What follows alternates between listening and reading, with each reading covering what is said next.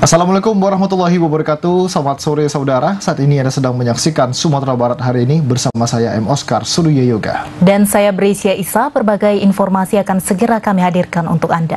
Dan saudara, Sumatera Barat hari ini juga dapat Anda saksikan di YouTube channel TVRI Sumatera Barat dan media sosial TVRI Sumatera Barat lainnya. Dan berikut cuplikan topik utama untuk hari ini.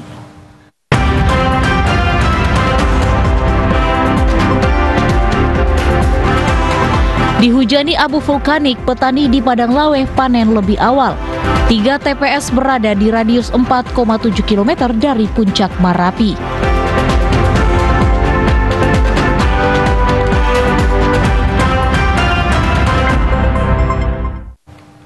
Di informasi pertama, saudara, seorang balita dilaporkan hilang saat mandi di aliran sungai di belakang rumahnya pada sore kemarin. Korban ditemukan meninggal dunia setelah tim melakukan pencarian hingga pukul 8 malam. Korban disemayamkan di rumah duka dan direncanakan dimakamkan hari ini. Seorang balita dilaporkan hanyut saat mandi di belakang rumahnya di Kecamatan Sungai Aur, Kabupaten Pasaman Barat.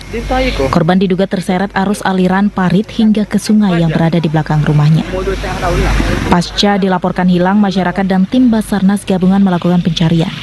Tim menyisir aliran parit dan sungai secara manual dengan menggunakan penerangan dari tim Basarnas dan penerangan warga sekitar.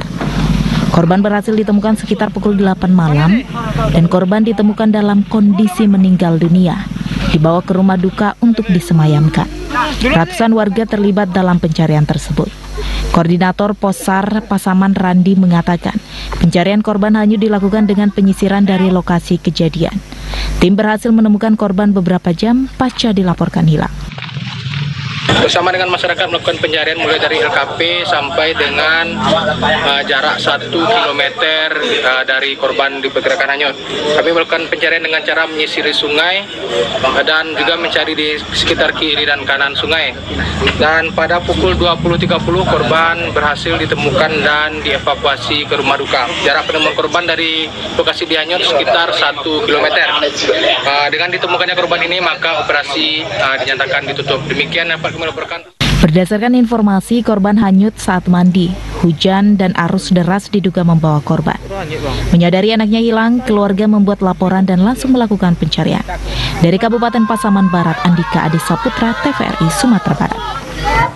Saudara, 2 petak rumah semi permanen di Kelurahan Cepago Gugua Bule, Kecamatan Mandiangin, Koto Selayan, Kota Bukit Tinggi hangus terbakar. Belum diketahui penyebab kebakaran, namun akibat peristiwa tersebut kerugian ditaksir mencapai ratusan juta rupiah.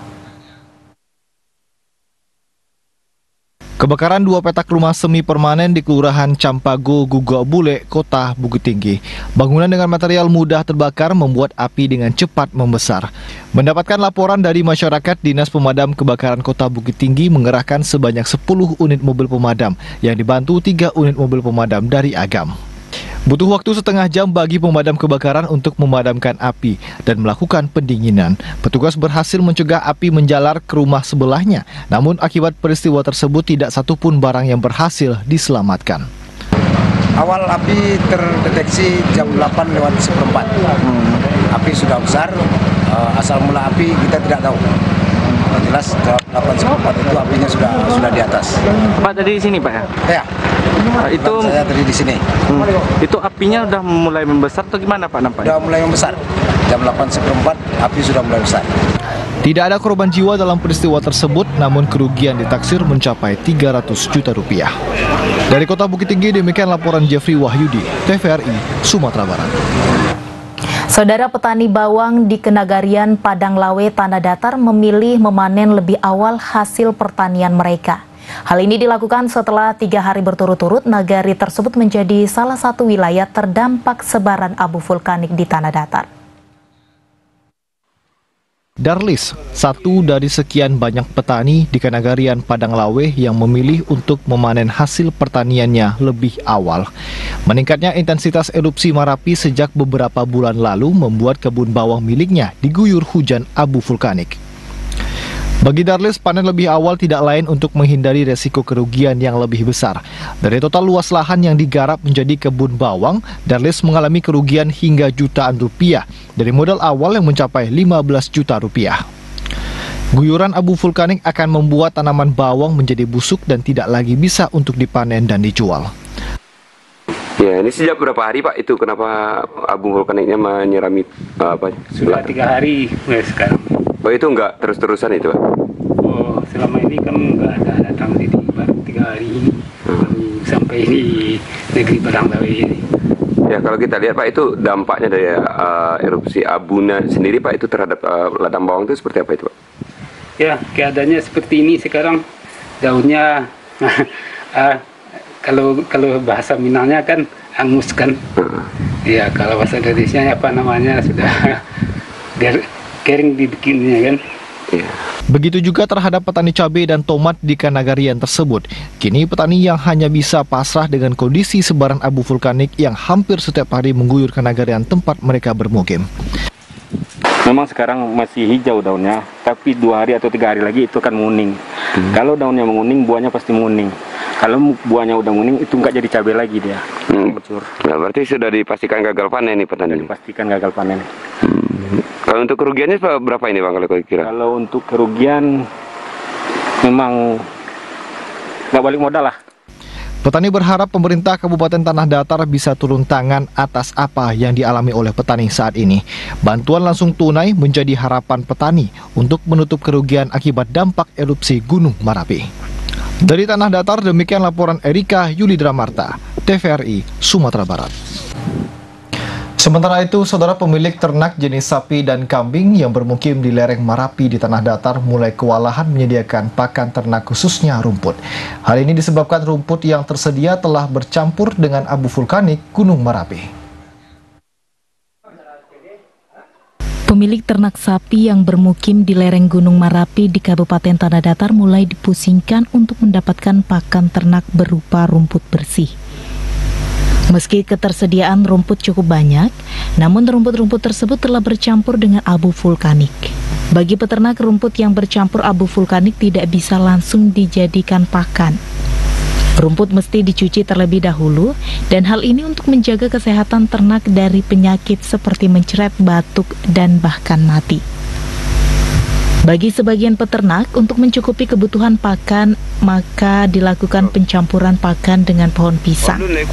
Kesulitan untuk mendapatkan rumput bersih telah terjadi sejak 3 hari lalu, seiring dengan sebaran abu vulkanik yang kerap mengarah ke wilayah Tanah Datar.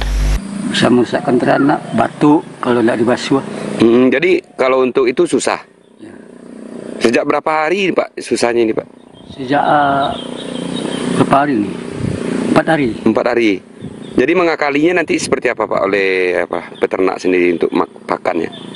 Ya kalau mau dibantu di batang pisang.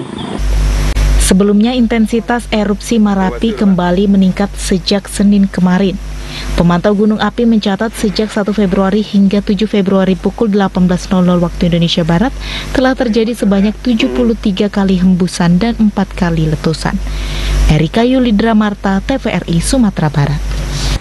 Saudara, 3 tempat pemungutan suara di Kenagarian Bukit Batabuh berada di radius 4,7 km dari Gunung Merapi. Pemerintah akan memindahkan lokasi pemungutan suara jika nantinya terjadi erupsi yang lebih besar dan membahayakan bagi masyarakat. 3 tempat pemungutan suara berada di radius 4,7 km dari Gunung Merapi di Kenagarian Bukit Batabuh, Kecamatan Canduang, Kabupaten Agam. Ketua Panitia Pengawas Pemilu Kecamatan Canduang Fahrur Anizar menyebutkan ketiga TPS tersebut merupakan TPS 1 yang dilokasikan di depan rumah warga, TPS 2 di Sekolah Taman Kanak-Kanak Cuman Tiang, dan TPS 29 di Sekolah Dasar Negeri 12 Batang Silasya dengan jumlah daftar pemilih tetap sebanyak 549 orang.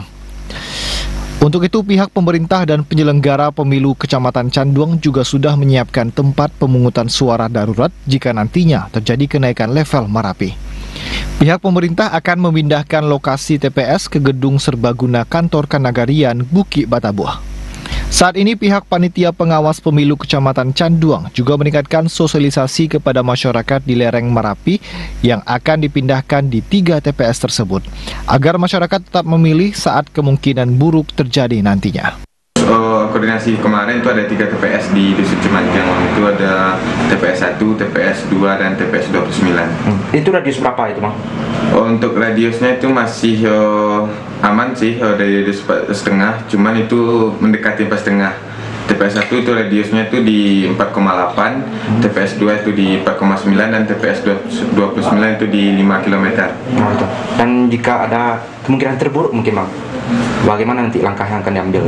Kalau inventaris masalah hasil rokor dari pihak BPBD Sigap Bencana dan Wali Negari itu terkait inventarisnya itu mungkin dievakuasi itu kalau naik tingkatan siaganya ke radius 7 km kita udah ancang-ancang untuk evakuasi. Mungkin ada pembuatan TPS nantinya di Gedung Serbaguna Bukit Batabuah dan di SD Simpang Bukit. Fahrul Razi juga berharap ke depannya erupsi Marapi bisa kembali berhenti sehingga proses pemungutan suara di TPS bisa berjalan normal dan masyarakat bisa menggunakan hak pilihnya dalam pemilu 2024. Dari Kabupaten Agam, demikian laporan Jeffrey Wahyudi, TVRI, Sumatera Barat.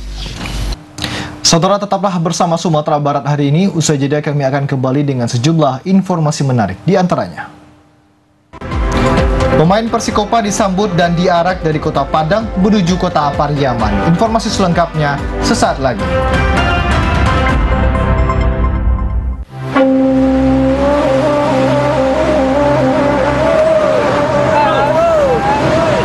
Susah. Nah, bagi tanggapan PT. Cuaca bagus. Abu yang banyak pagi tadi. Sama Pak Mai, Pak Mai. Susah gitu. Apa lah? Kita ini kan mau pemilu nih Bapak. Ya betul bulan 2. Mana kalau kita pilih pemimpin yang pro nelayan. Setuju ya. Assalamualaikum. Waalaikumsalam. Tadi kedengaran ngomong-ngomong tentang pemimpin. Kenapa susah? Kalau saya pilih aja yang ini. Saya? Yang ini. Oh yang ini. Iya. Kalau saya enggak itu Pak. Apa itu janji-janji yang ada? Kita perlu milih pemimpin yang pro nelayan ya Pak Mai ya. Pemimpin yang ini berubah semuanya, memperhatikan rakyat, memperhatikan nelayan, itu maunya. Alah, cuma janji-janji itu Pak Adang, nggak ada buktinya. Mana buktinya? Ayo kita buktikan saja nanti 14 Februari. Ayo, siapa takut? Ayo.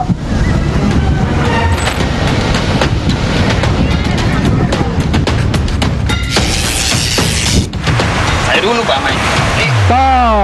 Stop, anak muda, Bapak, jadikan pemilu ajang persaingan sehat, bukan permusuhan.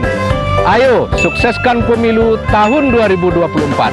Pemilu damai, bangsa bersatu.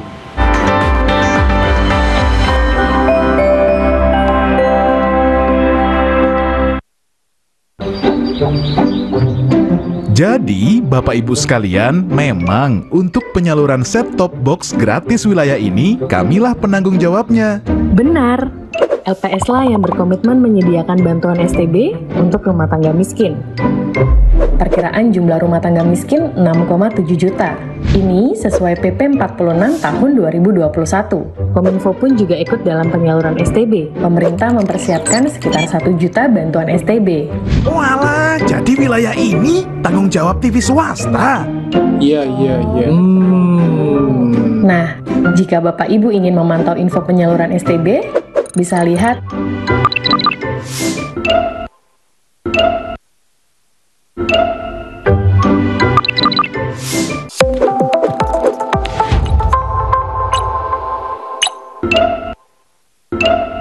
Warga Plus 62, pemilu sudah dekat. Sudah pada tahu apa saja tahapan dan jadwal penyelenggaraan pemilu 2024? Simak informasi berikut ini. Pencalonan anggota DPD. Pencalonan anggota DPR, DPRD Provinsi, dan DPRD Kabupaten atau Kota. Pendaftaran bakal calon presiden dan wakil presiden. Pengusulan bakal calon pengganti atas hasil pemeriksaan kesehatan. Penetapan pasangan capres-cawapres. Penetapan nomor urut pasangan calon. Masa kampanye pemilu. Masa tenang. Pemungutan suara. penghitungan suara, rekapitulasi hasil penghitungan suara, suara rakyat, suara pemilu.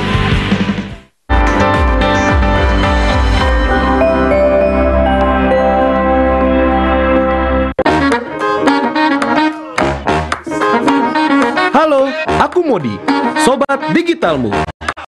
Kamu tahu nggak kalau siaran TV analog akan diganti menjadi digital? Caranya gampang banget loh. Kamu hanya perlu menginstal set-top box. Ayo, ikuti Modi.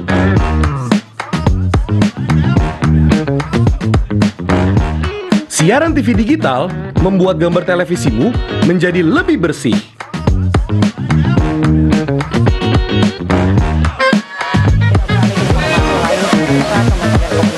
Tidak hanya bersih gambarnya, siaran TV digital juga lebih jernih suaranya. Terus membangun infrastruktur telekomunikasi di wilayah tertinggal, terdepan dan keluar aplikasi.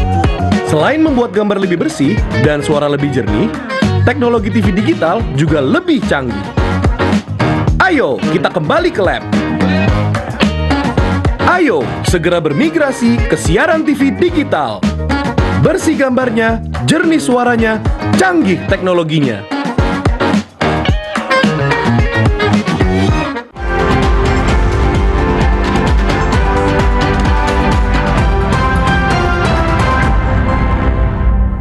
Saudara, Anda kembali menyaksikan Sumatera Barat hari ini. Kita ke informasi selanjutnya. Guna menindaklanjuti rencana pembangunan transmisi digital TVRI Sumatera Barat di Kepulauan Mentawai, tim TVRI bersama konsultan perencana meninjau lokasi pembangunan. Diharapkan target pembangunan transmisi digital TVRI di Bumi Sikere dapat rampung jelang akhir tahun 2024. Kepala Stasiun TVRI Sumatera Barat TBM Yusuf Hidayat mendampingi tim konsultan perencana dan staf TVRI Pusat terkait rencana pembangunan transmisi digital TVRI di Kecamatan Sipora Utara, Kabupaten Kepulauan Mentawai pada tahun ini. Pada tahap awal survei lokasi, tim konsultan melakukan pelaksanaan soil test atau uji tanah sondir untuk mengetahui daya dukung tanah pada setiap lapisan dan mengetahui kedalaman lapisan pendukung atau lapisan tanah keras. Memastikan ketinggian tower yang diizinkan sesuai kawasan keselamatan operasi penerbangan atau KKOP dan data pendukung lainnya. Sementara itu terkait data yang dibutuhkan sebagai acuan analisa telah diperoleh dan hasil analisa diupayakan rampung hingga 1 bulan ke depan. Pembangunan transmisi digital TVRI direncanakan dimulai bulan April mendatang dengan estimasi waktu pembangunan selama 6 bulan. Guna mendukung kelancaran dan keamanan progres pembangunan transmisi digital TVRI, diharapkan dukungan pemerintah daerah setempat dan stakeholder terkait, seperti akses jalan menuju lokasi terkait mobilitas peralatan, pembangunan, dan lainnya. Namun sebelumnya akan dilakukan land clearing terlebih dahulu di titik lokasi. Yang pertama memang kita saat ini sedang fokus bagaimana salah satunya melakukan uji kelayakan dari tanah, ya kontur tanah. Sudah dilakukan, mudah-mudahan nanti di akhir Februari sudah bisa kita dapatkan hasilnya. Kemudian setelah itu baru kita lanjutkan dengan beberapa pemenuhan administrasi untuk terkait dengan ketinggian tower. Setelah itu nanti baru kita laksanakan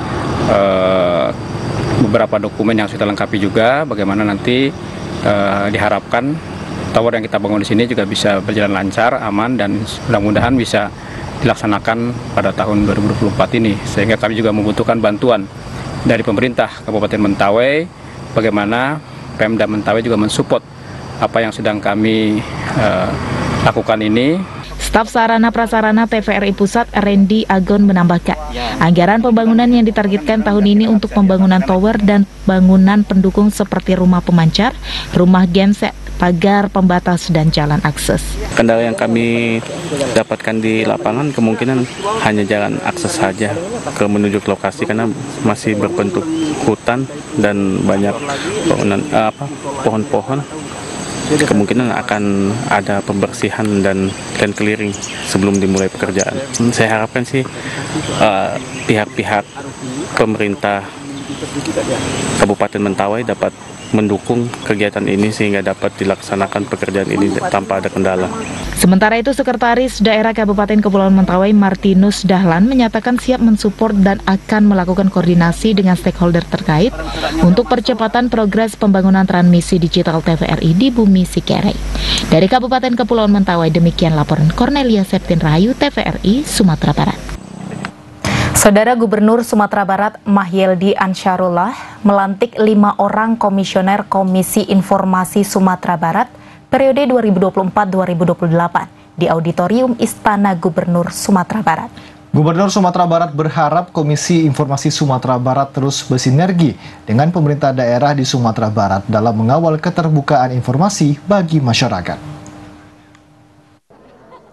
Komisi Informasi merupakan lembaga mandiri yang diamanatkan oleh undang-undang untuk mengawal terlaksananya keterbukaan informasi bagi masyarakat. Seiring perkembangan zaman dan semakin disinformasi dan misinformasi yang bertebaran di ruang-ruang publik. Untuk menjamin hadirnya informasi yang jelas, pasti dan berimbang bagi masyarakat, Gubernur berharap KI Sumbar terus bekerjasama dengan lembaga pemberitaan dan pemerintah.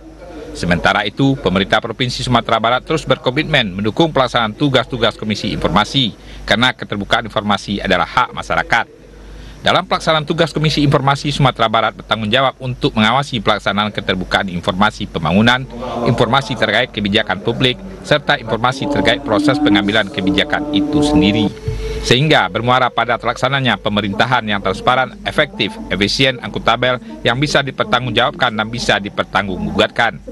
Hal ini disampaikan Gubernur Sumatera Barat Mahyeldi Ansarullah saat melantik 5 komisioner Komisi Informasi Sumatera Barat periode 2024-2028. Alhamdulillah dengan kerjasama yang baik yang terbangun dengan KI selama ini, kita termasuk kepada provinsi yang mendapat penghargaan dalam provinsi yang memiliki keterbukaan informatif. Nah, ini akan kualitasnya ke depan akan bisa kita tingkatkan. Tentu ini semuanya akan bisa terlaksana dengan dukungan daripada seluruh pihak yang terkait dengan itu. 5 komisioner KI Sumbar yang dilantik tersebut adalah Mona Siska, Muspi Yendra, Riswandi, Tanti Endang Lestari, serta Ida Fadli. Gubernur berharap kelima komisioner KI yang dilantik ini dapat bekerja lebih maksimal dalam mengawal keterbukaan informasi publik sesuai dengan diamanatkan Undang-Undang Keterbukaan Publik. Nur Kalbi, Juni Bakri, TVRI Sumatera Barat. Saudara, Lantamal 2 Padang menggelar lomba menembak pistol eksekutif Forkopimda Sumatera Barat di lapangan tembak Marines Sports Center Yon Marhanlan 2. Dan Gubernur Sumatera Barat berharap lomba menembak tersebut menjadi ajang silaturahmi dan meningkatkan sinergitas antar instansi di Forkopimda Sumatera Barat. Lantamal 2 Padang menggelar lomba menembak pistol eksekutif Forkopimda Sumatera Barat di lapangan Marines Sports Center Yon Marhanlan. Lomba tersebut diikuti seluruh pimpinan instansi Forkopimda, seperti Gubernur Sumatera Barat Mahyeldi Ansarullah, Lantamal 2 Padang, Danrem, Wakapolda Sumatera Barat, Lanut, Kepala Kejaksaan Tinggi, Kabinda, dan instansi lainnya. Lomba menembak tersebut memiliki jarak 20 meter dengan penilaian menghitung jumlah angka yang berhasil ditembak dalam 23 peluru. Tampak seluruh pimpinan instansi Sumatera Barat tersebut mengikuti dengan antusias dan serius. Gubernur Sumatera Barat Mahyeldi Ansarullah mengapresiasi kegiatan lomba menembak pistol eksekutif tersebut karena bisa memberikan dampak positif kepada setiap pimpinan dalam meningkatkan silaturahmi dan sinergitas. Forkopimda pada hari ini diantaranya adalah sebelum rapat nanti kita menembak dulu, latihan menembak dulu. Biasa. Dan apa tadi kata Pak Wakapolda, nanti setelah selesai tolong diukur detak jantungnya kan ya. Gimana kan? Dan saya kira itu hal yang sangat positif tentunya untuk membangun kebersamaan. Sementara itu, hasil akhir dari lomba menembak pistol eksekutif tersebut, Gubernur Sumatera Barat Mahyeldi Ansarullah keluar sebagai juara pertama. Dilanjutkan juara kedua jatuh pada Kepala Kejati dan juara 3 jatuh pada Kabinda Sumatera Barat. Dari Kota Padang, demikian laporan Redo Jayusman, TVRI Sumatera Barat. Saudara, juara pada ajang nasional Piala Suratin U17, pemain Persikopa disambut meriah di Bandara Internasional Minangkabau pada Rabu siang. Usai disambut, seluruh pemain Persikopa diarak menggunakan truk hias berkeliling Kota Padang sampai ke Kota Pariaman sambil dioyak dengan gendang tasa. Seluruh pemain Persikopa yang berhasil juara pada ajang nasional Piala Suratin U17 ini disambut meriah masyarakat, termasuk PJ Wali Kota Pariaman, PKDP, dan pejabat perwakilan pemerintah provinsi. Seluruh pemain Persikopa diarak menggunakan truk hias berkeliling Kota Padang sampai ke Kota Pariaman, sambil dioyak dengan gendang tasa. Dari bandara, seluruh pemain Persikopa sebelumnya melakukan pertemuan dengan Gubernur Sumatera Barat di kantor kegubernuran. Gubernur Sumatera Barat Mahyeldi Ansyarullah mengapresiasi Persikopa Kota Pariaman yang berhasil meraih juara kedua pada ajang nasional Piala Suratin U17. Pemerintah provinsi memberikan reward pembinaan 100 juta untuk Persikopa. Prestasi ini membuktikan bahwa pemain dan pelatih sepak bola Sumatera Barat bisa terus bersaing di tingkat nasional. Dengan adanya prestasi ini terus menjadi semangat bagi generasi muda kita untuk bisa berkreasi lagi ya, dalam persepak-bolaan, khususnya olahraga pada umumnya. Dan mudah-mudahan ini menjadi bagian untuk kita menjadi motivasi semangat kita semua untuk mendapatkan lagi. Untuk itu prestasi ini kami dari Provinsi Sumatera Barat memberikan reward ya untuk Persikopa minimal 1 juta. Sementara itu, PJ Wali Kota Pariaman Roberia mengungkapkan rasa syukur atas dukungan dan apresiasi Gubernur Mahyeldi kepada Persikopa Kota Pariaman. Ia pun berharap agar para pemain Persikopa terus mematangkan diri sehingga dapat bertanding hingga level tim nasional. Kalau dia sama semangat bahasa Persikopa juara, senang menanti. Pariaman, Minangkabau, Nambo orang Minangkabau. Itu bahagia banget, senang banget. Semoga aku momentum untuk awak bersatu atas nama Minangkabau Sumatera Barat. Semoga yang Ambo harapkan pemain dari Minang di dunia masuk kayak Egi, dia ke Eropa. Wah, kalau bisa dari Minang dulu. Ini ke depan kita lebih baik lagi, kita akan bekerja sama, tidak hanya pemerintah, mungkin swasta juga kita libatkan, masyarakat kita libatkan. Karena 3 domain ini, pemerintah, swasta, masyarakat harus bersinergi. Usai melakukan pertemuan dengan Gubernur Sumatera Barat di kantor Gubernur, seluruh pemain Persikopa kembali diarak mulai dari Kota Padang menuju Kota Pariaman dan berakhir di Pandopo Wali Kota Pariaman. Dari Padang Pariaman, Abdul Syaril, TVRI Sumatera Barat. Saudara, penyelidikan laporan dugaan intervensi terhadap guru TK yang diarahkan untuk memilih salah satu caleg DPR RI di Pasaman Barat terus berlanjut. Tim Bawaslu memanggil sejumlah saksi termasuk caleg anggota DPR RI sebagai saksi terlapor. Bawaslu Pasaman Barat bersama tim Sentra Gakumdu Bawaslu Pasaman Barat terus melakukan penyelidikan terhadap laporan dugaan intervensi dan mengarahkan seorang guru TK oleh PJ Wali Nagari Lembah Binuang Awa Kunyang.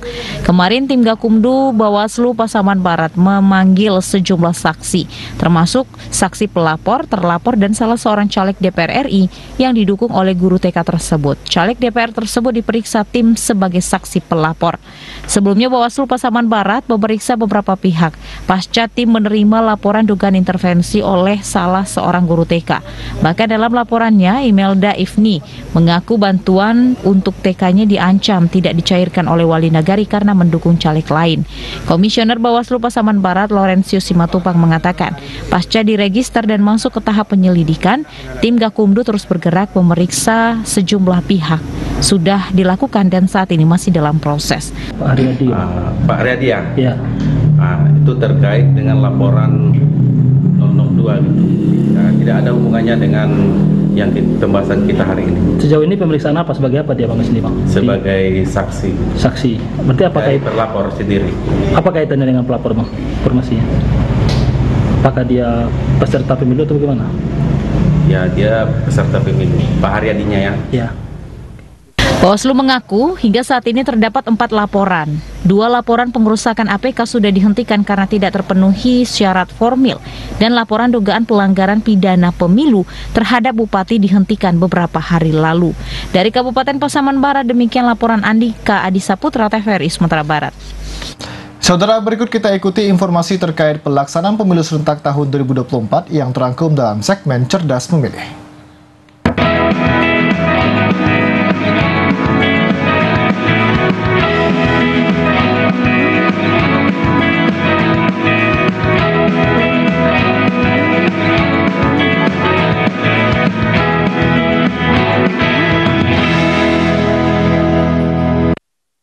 Komisi Pemilihan Umum Kabupaten Padang Pariaman kembali melaksanakan pendistribusian logistik pemilu 2024 ke kecamatan yang masuk wilayah Polres Padang Pariaman. Pendistribusian logistik kali ini mendapat pengawalan dan pengamanan ketat dari personil Polres Padang Pariaman, mulai dari gudang logistik menuju seluruh kecamatan yang ada. Setelah selesai mendistribusikan logistik ke 6 kecamatan yang masuk wilayah hukum Polres Kota Pariaman, Komisi Pemilihan Umum Kabupaten Padang Pariaman kembali mendistribusikan logistik pemilu 2024 ke kecamatan lainnya di Kabupaten Padang Pariaman yang masuk wilayah hukum Polres Padang Pariaman. Pendistribusian logistik ini langsung dilepas secara bersama dengan pengawalan ketat aparat kepolisian Polres Padang Pariaman bersenjata lengkap.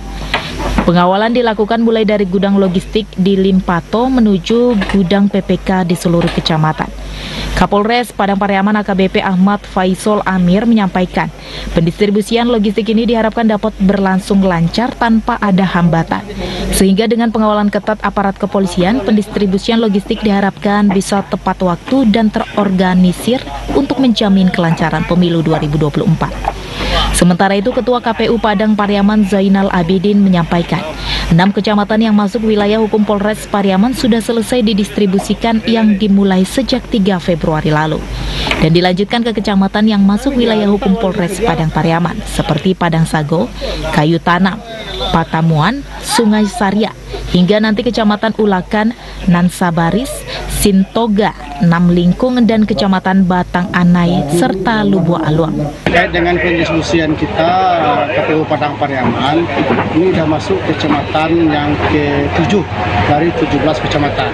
Sebelumnya kami sudah distribusikan di 6 kecamatan Padang Pariaman, yaitu wilayah hukum Polres Kota Pariaman. Sebab kita Padang Pariaman ini mempunyai wilayah hukum ke Polres, yaitu 6 kecamatan wilayah hukum Polres Kota Pariaman dan 11 kecamatan wilayah hukum Polres Padang Pariaman.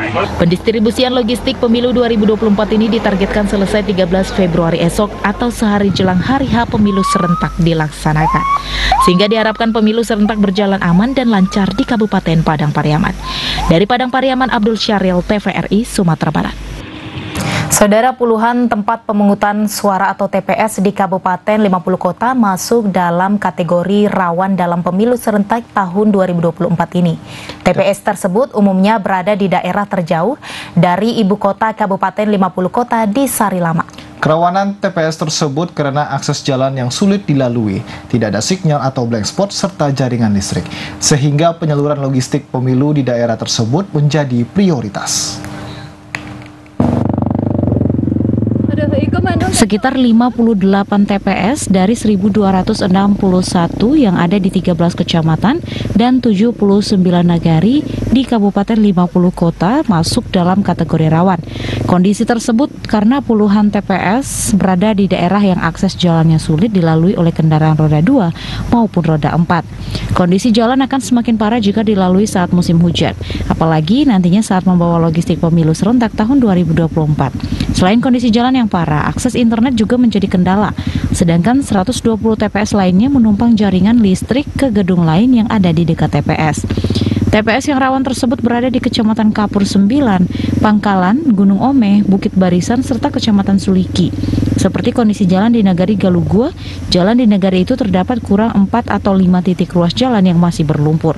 Kalau untuk hari ini, selain dari akses jalan dan juga akses internet, mungkin yang menjadi kerawanan itu adalah tidak adanya listrik. Tapi dari hasil pemantauan dari PPK dan juga PPS, seluruh TPS dari 1.261 semuanya mendapatkan aliran listrik, cuman ada lebih kurang sekitar 120 lebih dari TPS yang mana aliran listriknya itu menumpang atau mengambil dari gedung ataupun tempat di sebelahnya, bukan merupakan Terkait kendala jalan dan berbagai hal lainnya dalam pendistribusian logistik pemilu serentak tahun 2024, KPU akan memprioritaskan pendistribusian logistik di kecamatan terjauh, sebab nantinya juga akan dilakukan pendistribusian logistik ke tingkat nagari. KPU menargetkan seluruh logistik pemilu berada di kantor nagari 1 hari menjelang pemungutan suara. Untuk selanjutnya didistribusikan ke tingkat PPS. Hal ini dilakukan terkait kondisi jalan dan ada kecamatan yang jauh atau sifatnya melingkar, melewati beberapa kecamatan terlebih dahulu, baru bisa masuk ke TPS yang akan dituju. Dari Kabupaten 50 Kota, demikian laporan Edward TVRI Sumatera Barat. Saudara, bertepatan dengan momen peringatan Isra Mi'raj Nabi Muhammad SAW, KPU Sumatera Barat menggelar doa bersama dengan pemilih pemula, kelompok masyarakat dan jajaran Forkopimda di lingkungan pemerintah Provinsi Sumatera Barat. Kegiatan ini merupakan bagian dari sosialisasi terhadap pemilih pemula dan upaya untuk meningkatkan partisipasi pemilih di 14 Februari mendatang.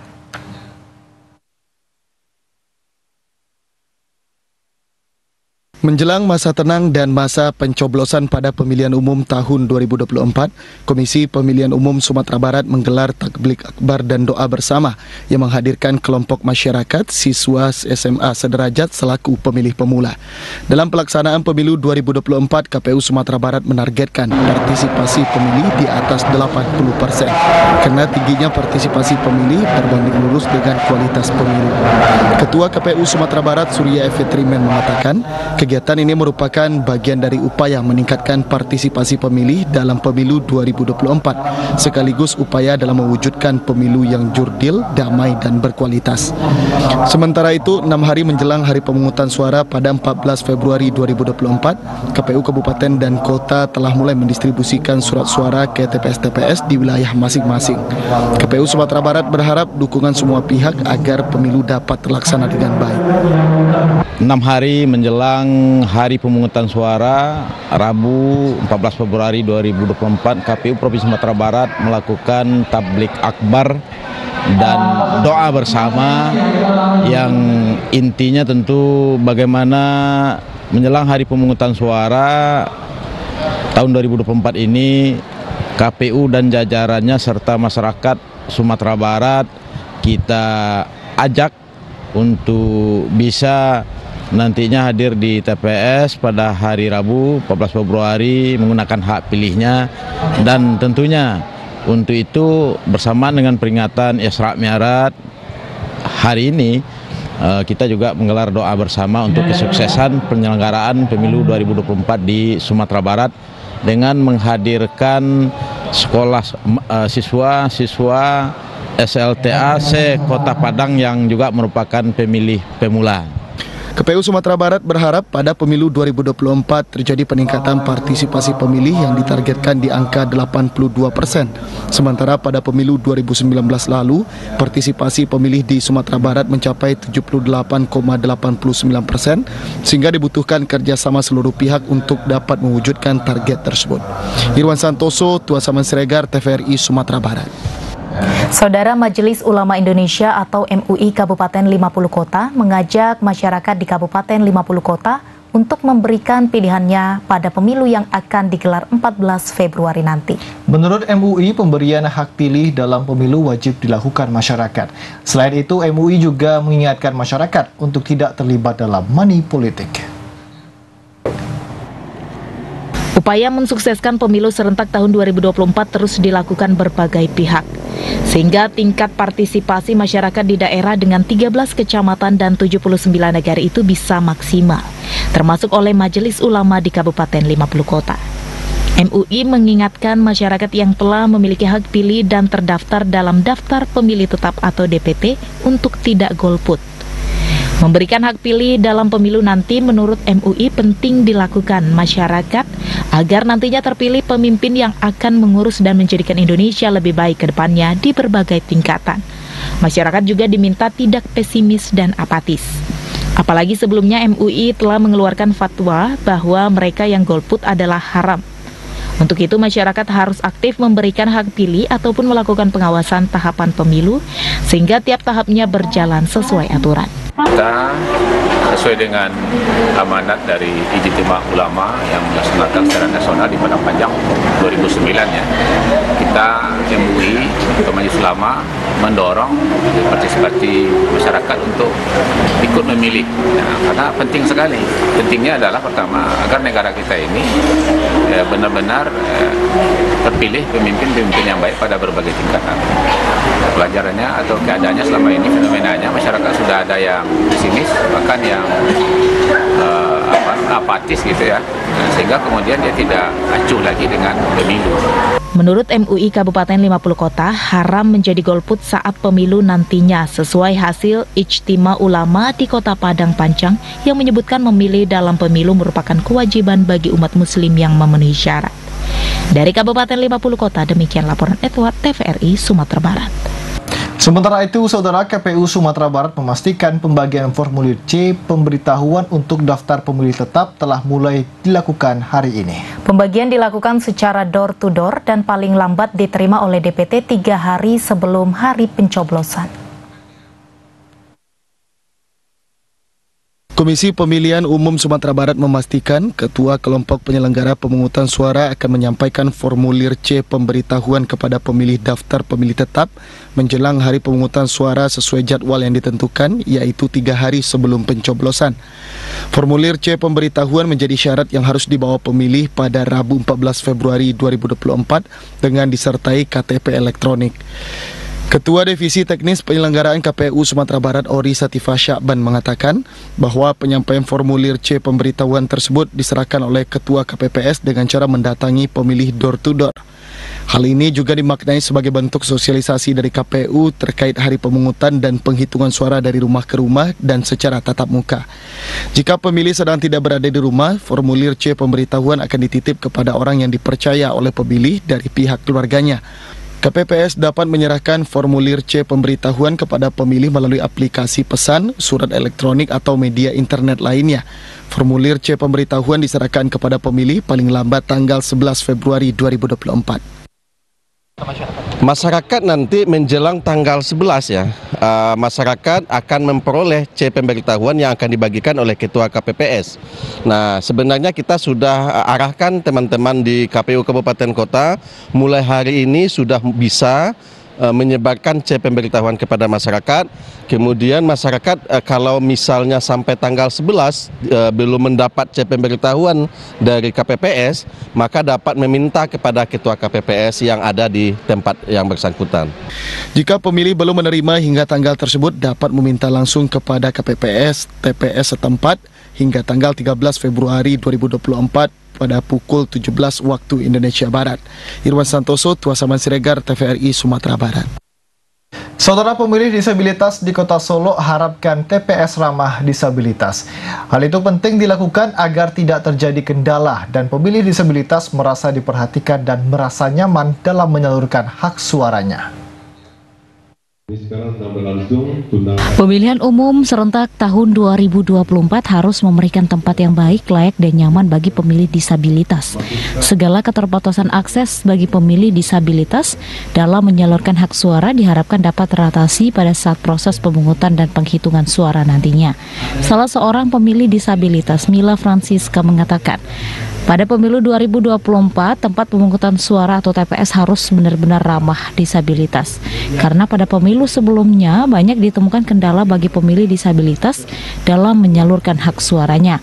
Maka dari itu, kondisi TPS ke depannya harus ramah disabilitas seperti tidak menggunakan tangga yang menyulitkan pemilih yang menggunakan kursi roda. Untuk kenyamanan pemilih tunanetra, areal lantai atau tanah harus datar tidak menurun. Tempat bilik suara atau meja KPPS tidak terlalu tinggi dan berbagai hal lainnya.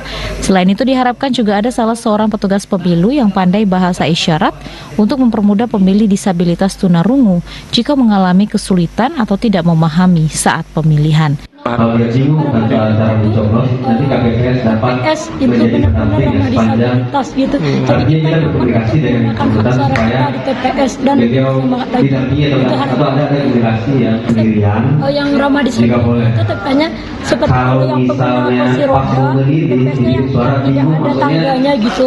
Sebelumnya pihak KPU Kota Solo juga sudah memberikan edukasi dan simulasi terkait pemilihan di TPS bagi penyandang disabilitas. Diharapkan dengan adanya TPS ramah disabilitas, pemilih disabilitas merasa diperhatikan dan merasa nyaman dalam menyalurkan hak suaranya. Dari Kota Solo, Arif Pratama Setiawan, TVRI Sumatera Barat. Saudara, hari H pemungutan dan penghitungan suara rawan terjadi pelanggaran. Pengawas pemilu diharapkan mengawasi dan melakukan penanganan jika ditemui pelanggaran, sehingga pemilu tahun 2024 yang jujur, adil, dan bermartabat dapat tercapai. Guna memastikan pemungutan dan penghitungan surat suara 2024 berjalan sesuai aturan, pengawas TPS bertugas mengawasi proses pemungutan dan penghitungan suara, memastikan transparansi pengumuman hasil penghitungan suara, menerima dan menyampaikan laporan atau temuan pelanggaran kepada instansi terkait. Pengawas TPS berwenang menyampaikan keberatan atas dugaan temuan atau pelanggaran administrasi pemungutan dan penghitungan suara. Jika ada saran perbaikan dapat diajukan untuk dikoreksi, namun jika tidak ditanggapi berpotensi menjadi temuan. Selain itu, pengawas juga berwenang menerima salinan berita acara dan sertifikat pemungutan dan penghitungan suara. Pelanggaran proses pemungutan dan penghitungan surat suara pemilu 2024 dapat berupa pelanggaran administrasi pemilu, kode etik penyelenggara pemilu, tindak pidana pemilu, dan peraturan perundangan lainnya. Sementara itu, potensi pelanggaran pemungutan suara pemilu 2024 diantaranya logistik pemungutan suara tidak lengkap, surat suara tertukar, saksi menggunakan atribut pemilu, intimidasi kepada pemilih di TPS, penyelenggara pemilu tidak netral, menggunakan hak pilih lebih dari satu kali, daftar pemilih khusus mencoblos tidak sesuai domisili, surat suara tidak ditandatangani ketua KPPS, saksi tidak membawa mandat dari peserta pemilu. Potensi pelanggaran penghitungan suara seperti selisih jumlah surat suara yang tercoblos dengan jumlah pemilih, KPPS mencoblos kelebihan surat suara, penghitungan tidak sesuai prosedur, pemungutan suara ditutup sebelum jam 1, dan penghitungan dilakukan sebelum jam 1 siang. Mulai nanti tingkat pergeseran logistik, tentu Panwascam juga harus berkoordinasi dengan penyelenggara, KPU dalam hal ini juga PPK dalam pengawasan logistik agar tidak terjadi hal-hal yang bisa kita kategorikan pelanggaran-pelanggaran itu tadi. Nah, seperti apa pengawasannya, Panwascam bisa berkoordinasi dengan PPK terkait memang logistik yang didistribusikan itu sesuai dengan berita acara yang bagaimanapun Panwascam dengan komunikasi yang baik bisa mendapatkan terkait informasi terkait berita acara logistik yang dikirimkan ke kecamatan. Dalam penyelesaian acara cepat, petugas memuat identitas pelapor dan terlapor, uraian peristiwa secara singkat dan analisa hukum kemudian diputuskan. Dari Kabupaten Kepulauan Mentawai, demikian laporan Cornelia Septian Rahayu, TVRI Sumatera Barat. Saudara, usai jeda kami akan kembali dengan sejumlah informasi menarik lainnya, diantaranya tentang petani jamur di Kota Payakumbuh belum bisa penuhi pasar. Informasi selengkapnya sesaat lagi.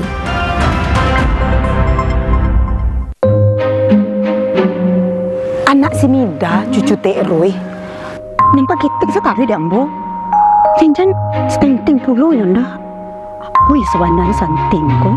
Ya, pada suka ambilan balik. Iyo, cuk bana tuh. Pasunyo bulan pasang baru paing, kini lah paing lo balik. Iyo unik. Ambo ikhtiar memberikan yang terbaik. Posyandu dekat sini di mana? Sajak dari kini. Makasih ya. Sehat yang kini mah. Dia banyak-banyak kan makan yen. Apalagi kau sudah lama layan. Wih, gampang yen. Bata diet lah diet. Insya Allah anak ambo aja asi eksklusif 6 bulan.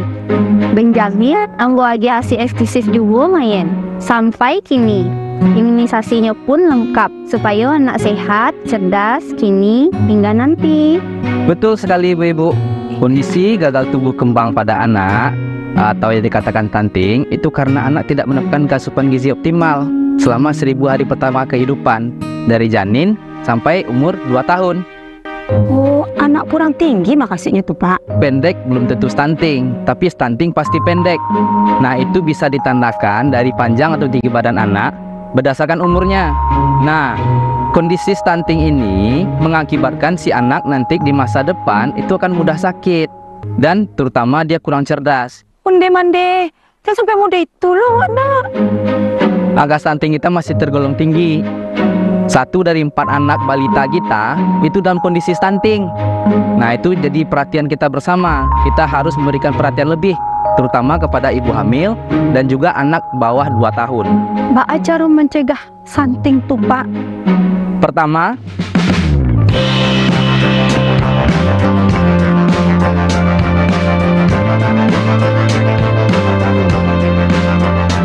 kalau adonan new diet supaya budinya gol balik, Mbak tuh, Pak. Yo, ada pula tuh ibu yang tak nio magi anaknya asi, Mbak tuh, Pak. nah, ibu menyusui itu nak Bu harus mendapatkan cukup gizi, cukup makanan. Karena dia tuh harus memberikan anak juga makanan melalui ASI mereka. Jadi kalau kita dietnya yang salah, kasihan kita sama anak kita, Ibu. Oh gitu. Ya, pencegahan dan penanganan stunting itu jadi tanggung jawab kita bersama untuk menghadirkan sumber daya manusia yang unggul, menyongsong Indonesia Emas 2045. Yuk cegah stunting, anak sehat, masa depan cemerlang.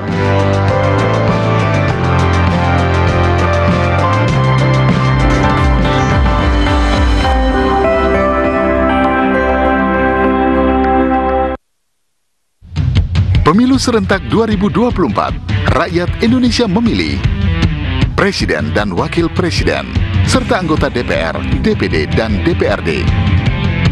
Undang-Undang Nomor 7 Tahun 2017 adalah dasar penyelenggaraan pemilu serentak 2024. Ayo kita nyoblos. Rabu, 14 Februari 2024. Hidupkan demokrasi dengan suaramu.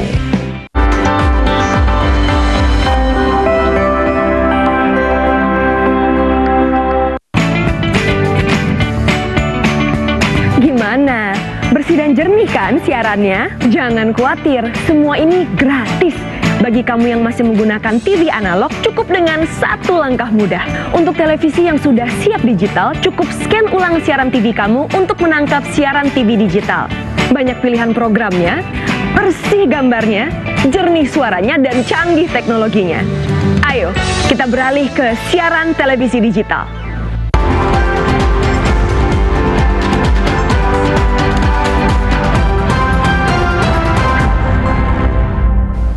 Terima kasih Anda masih bersama kami, saudara. Kita ke informasi selanjutnya. Guna mengantisipasi bencana pohon tumbang, Dinas Lingkungan Hidup Kota Solo melakukan pemangkasan pohon yang keropos dan pohon tua. Kota Solo saat ini dilanda cuaca ekstrim. Hujan dengan intensitas tinggi dan angin kencang kerap melanda. Untuk mengantisipasi bencana pohon tumbang akibat faktor cuaca, Dinas Lingkungan Hidup Kota Solo melakukan pemangkasan atau pemotongan pohon yang berada di sejumlah ruas jalan di Kota Solo. Salah satunya di Jalan Perwira. Petugas melakukan pemotongan sejumlah pohon yang dapat mengancam keselamatan warga atau pengguna jalan raya. Penebangan atau pemangkasan pohon berdasarkan beberapa kriteria, yakni kondisi pohon yang telah mengalami pengeroposan, dahan pohon yang mengganggu pengguna jalan, dan pohon yang berumur lebih dari 20 tahun. Dengan dilakukannya pemangkasan pohon di sejumlah ruas jalan diharapkan dapat meningkatkan keamanan dan kenyamanan warga Kota Solo. Ini kegiatan ini di berapa titik rencananya? Satu titik. Ini di daerah mana? Jalan Perwira. Jalan Perwira. Untuk di kemudian hari ada lagi titik yang lain sana? Ada nanti. Ini berapa hari akan kita laksanakan kegiatan? Ya, Senin sampai Kamis. Berarti rutin kita laksanakan. Nanti awalnya nanti tergantung apa nanti. Awal kan kita pindah lah jalan mana nanti gitu aja. Ada hubungan apa dengan cuaca hari ini, kan cukup angin kencang, cuaca hujan? Ada, kita waspada lah. Waspada ya, Pak. Selain melakukan pemangkasan pohon di Jalan Perwira, untuk hari esoknya petugas akan melakukan pemangkasan pohon di beberapa titik jalan, yakni di Jalan Lubuk Sikarah ataupun daerah jalan lainnya.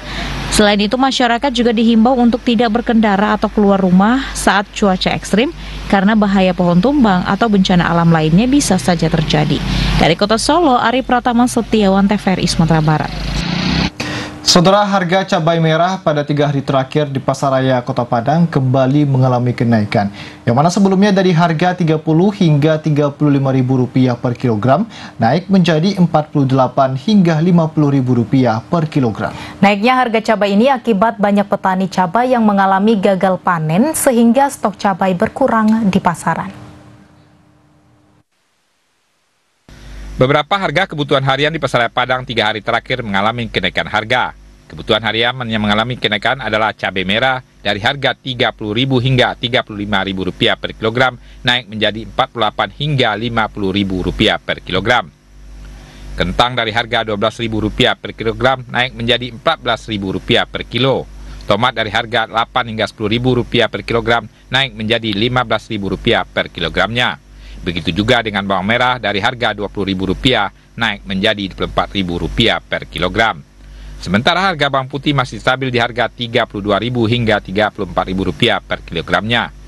Lado merah, lado mudo, kentang, naik ya tuh Pak, pemasukannya kurang. Kurang banyak gagal panen. Kalau cabai merah berapa harga? Kalau kini sampai 8.50, besok le 30, 35. Iya, agak 3 harian kok lah Pak.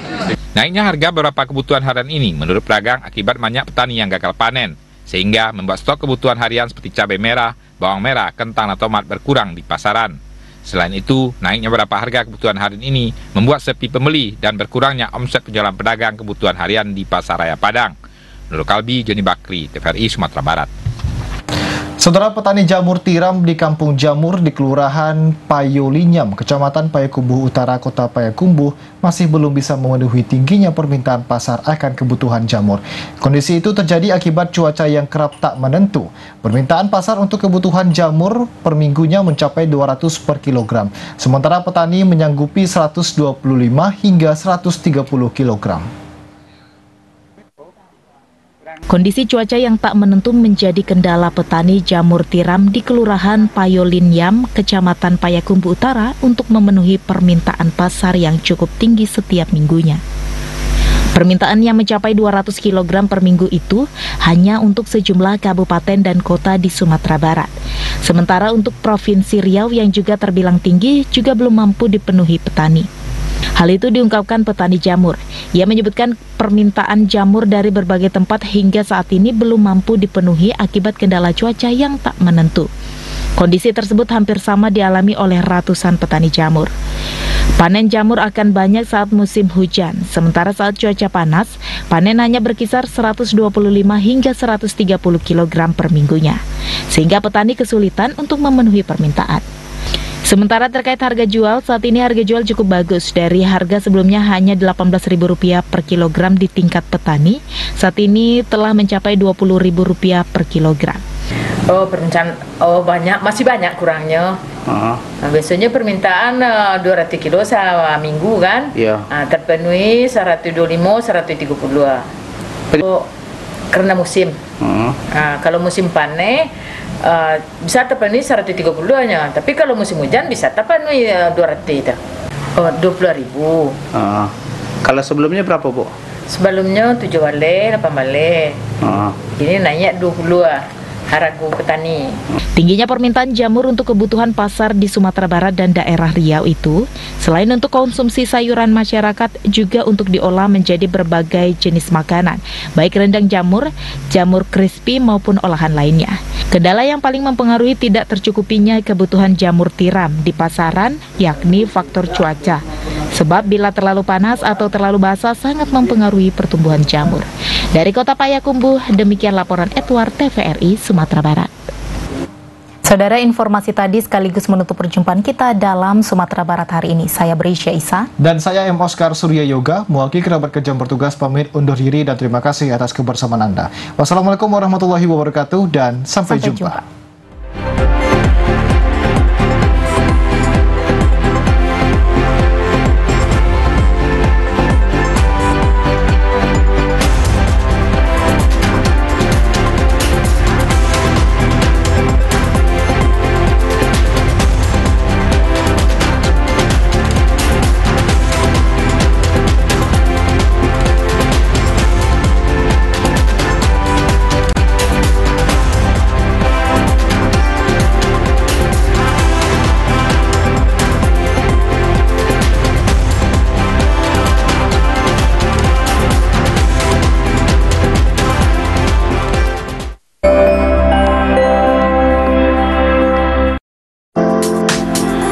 Assalamualaikum warahmatullahi wabarakatuh. Menemani jelang siang Anda dengan obrolan yang inspiratif.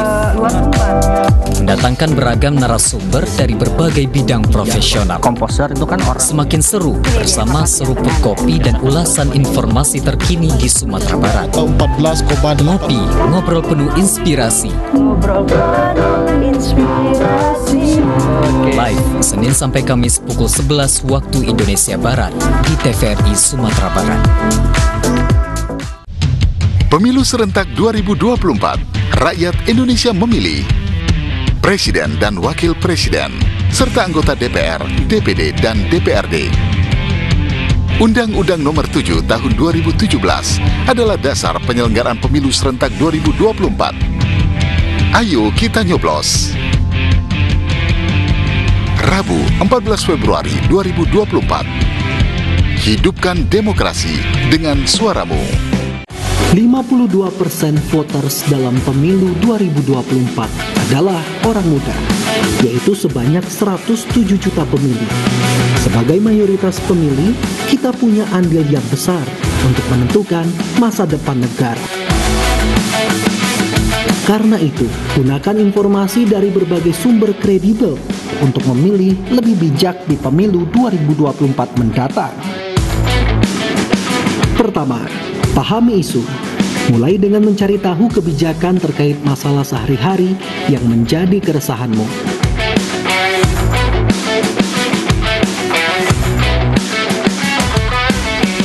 Kedua, kenali partai. Kenali partai yang sesuai denganmu dari ideologi serta rekam jejak pemungutan suara dan korupsi. Ketiga,